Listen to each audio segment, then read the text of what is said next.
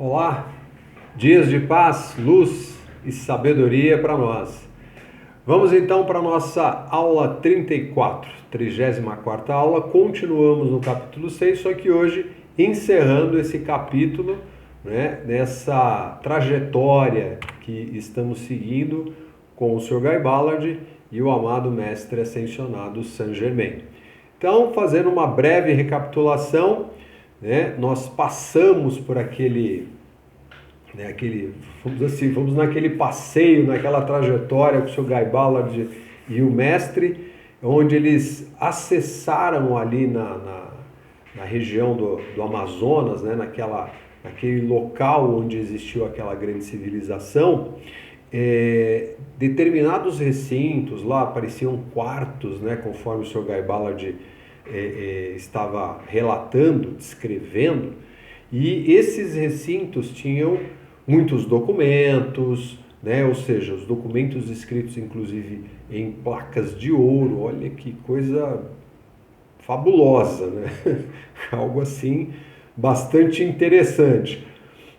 Muitas joias, também se encontrava ali o trono, né? Um trono feito também com ouro, material muito precioso, as cadeiras, né? A mesa também, uma mesa muito grande, feita em jade, com umas cadeiras também, enfim, e toda aquela ornamentação que vinha com uma simbologia muito interessante, né? E também o Sr. Guy Ballard encontrou ali, viu, né, as caixas de energia, aquelas caixas que têm a capacidade de armazenar energia direto, né, da substância universal, que é uma energia para diversos usos. Então, muito interessante também, né, algo que a gente acompanhou.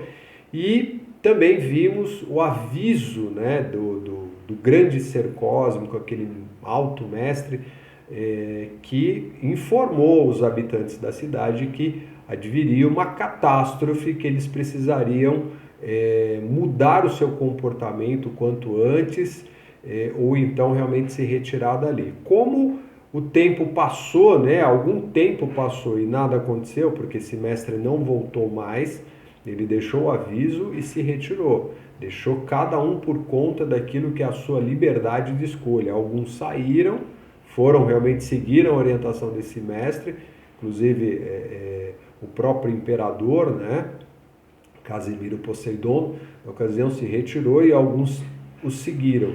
Não que ele, vamos dizer assim, o mestre, né, não tivesse condições de ficar, mas não, ele estava numa missão, num trabalho, e a proposta dele era ali auxiliar o povo, mas aqueles que quisessem, obviamente. Então, os poucos que quiseram seguiram o imperador na ocasião. E lembrando também que, né, aquela curiosidade que o mestre diz, olha, o continente americano não se chamava desta forma, né? O nome era continente Meru, vamos dizer assim, em homenagem, em gratidão a um alto ser que ainda vive, né? Ou seja, permanece conosco aqui no planeta e que habita aquela região, habita a região do continente americano, ali mais precisamente tem o retiro no Lago Titicaca, né, no Peru. Então, são algumas informações importantes que a gente viu, e inclusive, né, aqueles alertas, né, que os ensinamentos, as informações do mestre o tempo todo ali, falando sobre a importância do esforço necessário para que a gente alcance o domínio consciente sobre a energia, sobre aquilo que são as leis de Deus, né? E não nos chocarmos com elas, não entrarmos em combate, né, com essas leis. Muito pelo contrário, né? A gente realmente se voltar para essas leis e seguirmos aí esse roteiro que é tão elevado, tão maravilhoso e que só traz aquilo que é felicidade para a vida. Bom, então seguimos aqui com né, acompanhando o Sr. Guy Ballard, e nesse momento, depois que passou aí toda essa vistoria, esse olhar, aí o mestre já direcionou o Sr. Guy Ballard para um outro lugar, para uma outra região, né? E mais ou menos próximo dali, e Shoghi Ballard chega junto com o mestre lá e percebe que se trata de uma outra cidade, né? Que na verdade era uma cidade que complementava, ou pelo menos assim, como se fossem duas cidades muito próximas ali, que eram do mesmo império. Então o mestre começa a projetar as imagens para o Shoghi Ballard para ele também ali acompanhar e ver como era o funcionamento daquela parte da cidade, né? Ou pelo menos daquela outra região, daquela outra área, né? Como se fosse um município ali, né? Agregado dentro do próprio império.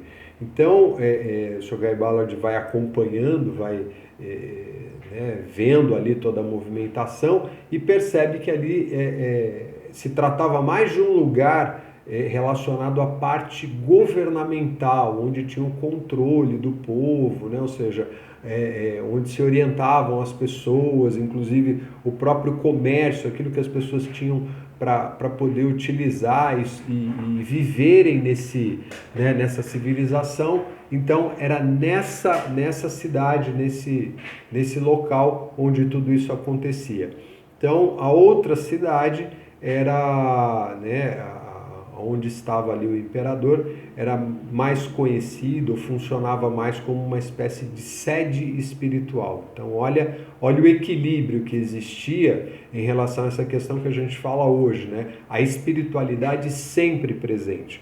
Não deixava de haver ciência, como a gente vai inclusive ver aqui, né, que é o local onde se concentrava, nessa cidade que nós estamos falando agora, que o Shoghi Ballard está com o mestre, é onde se concentravam também grandes invenções, grandes maquinários, coisas que a gente vai conseguir olhar aqui agora. Mas sempre tendo esse equilíbrio entre aquilo que é o humano, né, ou seja, as criações humanas, e aquilo que é o espiritual, que nós não podemos, não deveríamos, né, nos desligar, nos desvencilhar, mas que infelizmente, na maior parte das vezes, a gente acaba se distanciando consideravelmente, para não dizer quase que totalmente. E aí o que acontece? A gente tem a vida da forma como a gente vê, infelizmente, acontecendo no entorno do planeta. Mas, vamos lá. Então, um detalhe interessante é que toda a riqueza, né, ou pelo menos a maior parte da riqueza que esse império tinha, né, que eles utilizavam, vamos lembrar que riqueza aqui sabe, ouro, joias, eram utilizados de uma outra forma, não como a gente tem hoje, né? Não era uma comercialização, existia um uso terapêutico, existia um uso, né, científico, aí era uma outra situação, bem diferente, né? Não é essa loucura que nós vivemos hoje em relação à ganância, né? Então, a riqueza aí para esse povo, para essa civilização, vinha na maior parte aí da Cordilheira dos Andes, né, que ficava ali próximo da região. Então, aí o mestre conduz o Shoghi Ballard nesse momento até um determinado ponto, onde é uma área rochosa, e com isso o mestre mais uma vez usa o seu poder para abrir uma fenda, né? A rocha se move, e o Shoghi Ballard vê que tem um acesso, e nesse acesso tem uma escadaria, mais ou menos 20 degraus, eles vão então por esse acesso, chegam até uma porta de metal. A gente vai sempre notando aí como existe, né, toda uma dificuldade, né, ou pelo menos assim, acessibilidade a esses locais, como a gente está observando já em várias passagens, né, os vários locais aí que o mestre Saint-Germain levou o Shoghi Ballard, sempre com essa questão olha, o acesso não é para qualquer um. O acesso não funciona de uma maneira assim, eu quero ir lá agora, vamos tentar descobrir, não funciona desse jeito. Por isso que a ciência ainda, vamos dizer assim, engatinha, está aí, né? Principalmente os pesquisadores que, claro, empenhados, buscando, mas não conseguem alcançar coisas tão grandiosas como essas que a gente vê aqui. Aquilo que chega para nós através dos grandes arqueólogos, pesquisadores, a gente já fica assim maravilhado, né? Fala, uau, que coisa sensacional. Mas vendo essas descrições aqui, não se chegou ainda a algo tão fabuloso. Por isso que o mestre diz, a humanidade só chegou até a parte bem simplória, aquela só a superficialidade da coisa. Isso vai muito além, né? E é o que a gente está realmente conseguindo observar através das descrições que o Sr. Guy Ballard traz pelos ensinamentos do amado Mestre Saint Germain. Então, aí eles chegam nessa porta de metal, a porta se abre, o mestre abre essa porta e tem mais uma escadaria, continua ali descendo, continua acessando, né, esse lugar. E chegam numa outra porta, que é uma porta de bronze selada, né, de acordo com o que o Sr. Guy Ballard descreve. E aí o mestre, mais uma vez, vai e libera essa porta, né, para que eles possam acessar o local. Então, eles chegam numa área, num recinto, onde existem vários inventos, ou seja, várias coisas ali que o Sr. Guy Ballard fica impressionado, né? E uma coisa que chama muita atenção é uma espécie de material que o Sr. Guy Ballard identifica lá, e ele descreve como sendo uma espécie de metal com vidro, e o mestre explica para o Sr. Guy Ballard que realmente é uma mistura, é uma invenção que naquela época, né, foi desenvolvido com um material muito resistente, então seria como aço, né, só que misturado com vidro, então se torna imperecível. E o Sr. Guy Ballard disse que esse material reveste todo o recinto, né, é revestido desse material. Então, imagina a resistência disso, né, a durabilidade, enfim, é imperecível, né? Então, é algo que para nós, em termos de conhecimento, por mais que a gente acredite, como já falamos várias vezes, né, por mais que a gente acredite que temos uma tecnologia tão avançada, a gente está bem aquém, né? Ainda estamos distante dessa alta tecnologia que é tão equilibrada, tão cheia de detalhes. Bom, e o mestre Saint Germain ainda diz que atualmente, né, ou seja, se ele estava falando isso aqui em 1930, então ele não dá uma data, mas ele diz, olha, atualmente, né, lá em 1930, quase descobriram esse metal. Teve alguém que quase chegou na formulação desse metal, dessa mistura, né, do metal, só que faltou um elemento, então não conseguiu finalizar o experimento. Mas tá aí, é aquilo que vem através das lembranças desses grandes pesquisadores, da inspiração, mas também algo que precisa ser lembrado é que para a gente acessar determinadas informações que são muito elevadas, o coração tem que estar alinhado com isso, ou seja, um coração puro, um coração que realmente esteja harmonioso. Então, enquanto a ciência não estiver ali ajustada, né, realmente emparelhada com a espiritualidade, então as grandes invenções, que a gente pode chamar de grandes realmente, elas não vão acontecer assim. Tá? Mas isso vai, com toda certeza, chegar lá na frente, e a gente vai ter, obviamente, feitos muito maiores do que esses que a gente vê hoje em dia, que a gente acha tão maravilhoso, né? Mas é uma questão de próximas gerações, com outras mentes, outras consciências. E vamos seguindo. Então, aí o Sr. Guy Ballard vai caminhando ali com o mestre, ele vai apresentando esses recintos, e o Sr. Guy Ballard diz que tem vários, em outros recintos ali, tem vários containers, né, que estão repletos de moedas de ouro. Inclusive, essas moedas, né, ele fala que são moedas que parece dólar, né, a moeda, e tem... Na gravação da moeda está impresso a cabeça do imperador, né, do Casimiro Poseidon. E aí tem uma inscrição também na moeda que diz assim, bênçãos de Deus para o homem. Então, olha como, perdão, olha como funcionava a visão para aquela época. Eram moedas, como é que eles comercializavam, como é que eles faziam, né, essa troca, e considerando ainda que é algo que tendo um determinado valor, né, nesse sentido, a gente sempre lembrando, como nós falamos, o ouro ele tem uma finalidade terapêutica. Então você fazer circular moedas de ouro não é só por uma questão de riqueza, de troca comercial, mas sim para você difundir, para você espalhar essa vibração, porque o ouro se carrega com essa vibração mais elevada. Mas é até um estudo à parte isso, né? Mas é só para a gente ir percebendo os detalhes aqui que são bem interessantes. Então o Sr. Guy Ballard continua dizendo que, olha, tinham muitas joias, né? Assim, contêineres repletos de joias, tinham também lâminas de ouro, com fórmulas escritas, fórmulas secretas, que estavam escritas em lâminas de ouro. Olha isso. E muitas dessas formulações, muitas dessas, vamos chamar assim, receitas secretas, elas vão ser utilizadas agora, começam a ser assim, liberadas. Então, provavelmente, muita coisa que, sabe, a ciência vem descobrindo, vai aparecendo aí, são dessas civilizações, coisas que foram, né, são oriundas lá da Atlântida, da Lemúria, e que vão sendo liberadas aos poucos para que a humanidade consiga atingir um nível mais elevado em termos de desenvolvimento, que é o que a gente entende como sendo a nossa tecnologia.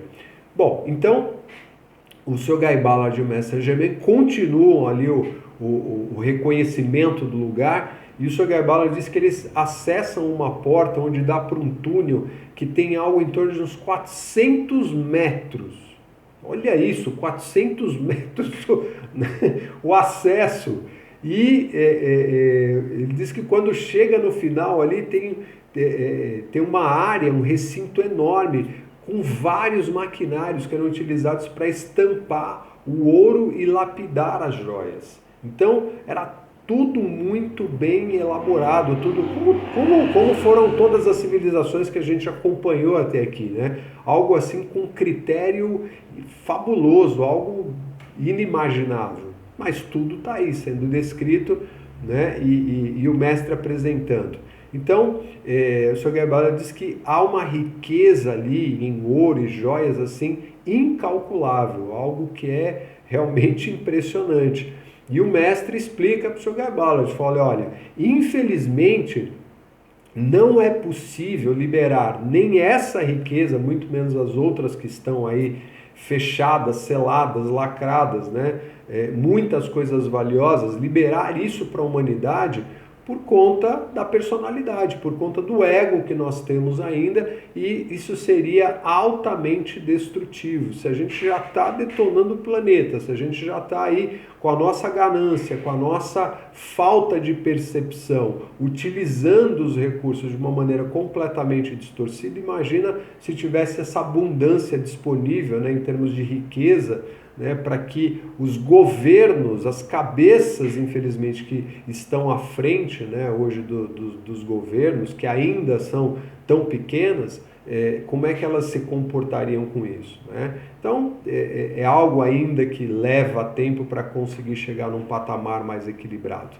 Então, e o mestre fala, né, o homem e a sua ganância, com certeza, destrói, né, não só a riqueza, e toda a natureza de Deus, e isso é muito complicado.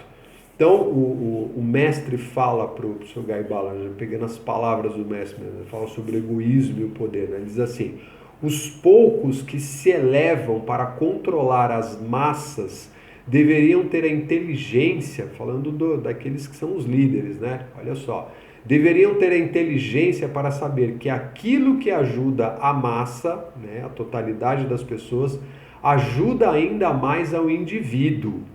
Mas se recusam a reconhecer esta lei, surge a autodestruição produzida por seu próprio egoísmo. Então não tem jeito, o egoísmo vai levar à autodestruição. Você pode achar que sabe, o dono do poder, aquele que está no país mais rico do planeta, como é o caso dos Estados Unidos hoje, mas se você não tiver uma mente realmente voltada, sabe, para essa totalidade, para o uno, pode ter certeza que a autodestruição, né, tá aí. A gente já tem visto isso acontecer, né? O egoísmo e o sentimento de poder para controlar a outros cegam a razão e ofuscam a percepção da mente externa, essa mente, né, doentia que a gente fala, que é a personalidade, quanto aos perigos a que eles próprios incorrem. Então estão sempre em risco, né? A personalidade sempre deixa em risco. E tais indivíduos cavalgam a todo galope rumo à ruína de todo tipo.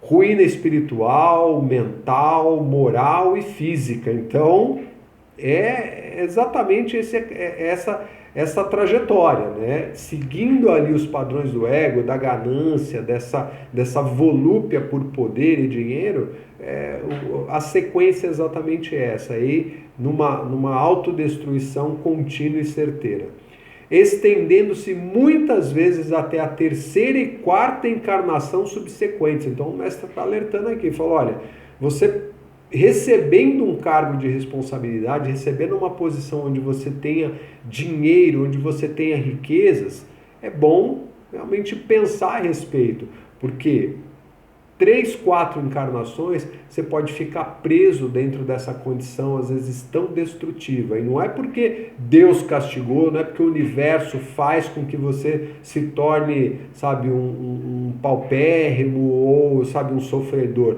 É porque a própria energia que você está gerando, né, a energia que a gente está movimentando, ela simplesmente fica ali, densificada, e a gente não consegue liberar ela. E isso gera exatamente essa extensão de encarnações que ele está falando, porque é algo que infelizmente já acontece há muito tempo. Unicamente a luz pode elevar ao indivíduo acima do egoísmo. Olha a mensagem, olha o alerta. Então é preciso realmente transformar, mudar essa personalidade. E ele continua, somente quando a humanidade saia da lama de seu próprio egoísmo e luxúria em todas as suas formas, se poderá confiar ao gênero humano tudo o que Deus e a natureza têm preparado para ser utilizado corretamente. A gente não está conseguindo utilizar o básico, a gente destrói a natureza, a gente não reconhece os nossos irmãos que são os que sustentam a própria natureza, desconhece isso. As religiões nem tomam conhecimento disso porque isso é místico, isso é, sabe, isso é coisa, sei lá do que, né, de invenção. Não, tá aí. A natureza de Deus, a consciência de Deus é algo muito maior do que essa mesquinhez, né? Que infelizmente fica prendendo a personalidade humana a tantas, sabe, tantos dogmas, tantos padrões aí, né? E a gente vê, infelizmente, isso acontecer de forma aí solta, né? Em larga escala. Então, mas qualquer indivíduo, à medida que se despoje de seu próprio egoísmo e luxúria, pode ter o uso mais pleno de todas estas riquezas, sempre e quando for utilizá-las harmoniosamente para a bênção de outros. É o que a gente fala sobre trabalhar com uno, trabalhar em função daquilo que é a totalidade, não só simplesmente porque é a minha personalidade, sabe, é a história do ego, do egocentrismo. Então, vamos analisar para ver se faz sentido, né, para ver se realmente a coisa é nessa direção. Então, nós podemos nos tornar esses grandes guardiões dos tesouros de Deus, né? E o mestre continua aqui.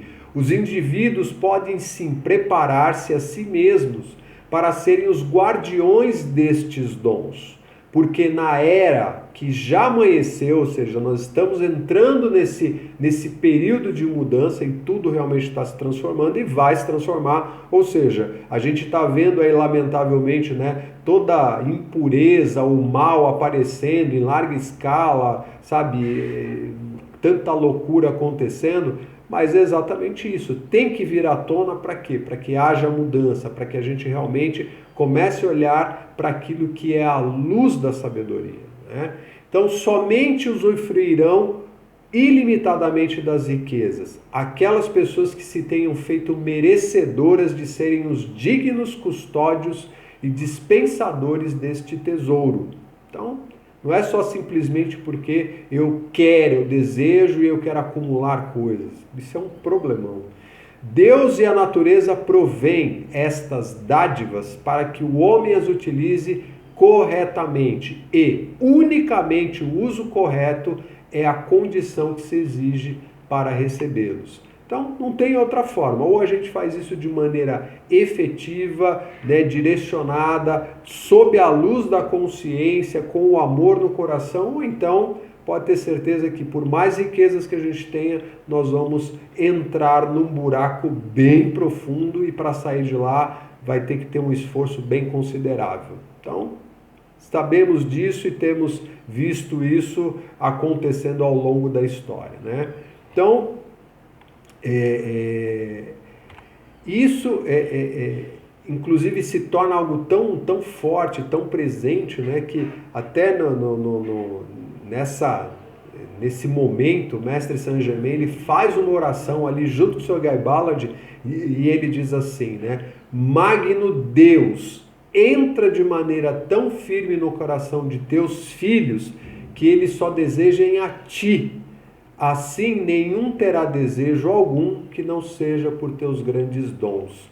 Olha que maravilha, né? A gente realmente pensar, poxa vida, o mestre como Saint Germain, sabe, clamando ali através da sua consciência divina para a consciência divina de todo o universo, para que a gente se volte também, todos nós como filhos de Deus, nos voltemos, né, nos curvemos diante dessa sacralidade, dessa divindade, dessa consciência tão elevada e utilizemos o que nós temos, né, ou tudo aquilo que a gente possa adquirir para que seja realmente para a glória, para benefício, para elevação, sabe, de toda a criação de Deus. É algo maravilhoso, né? Então, para a gente sempre refletir e pensar a respeito, porque é muito profundo mesmo. Bom, e assim termina essa parte, né, vamos dizer assim, da viagem do Sr. Guy Ballard com o mestre.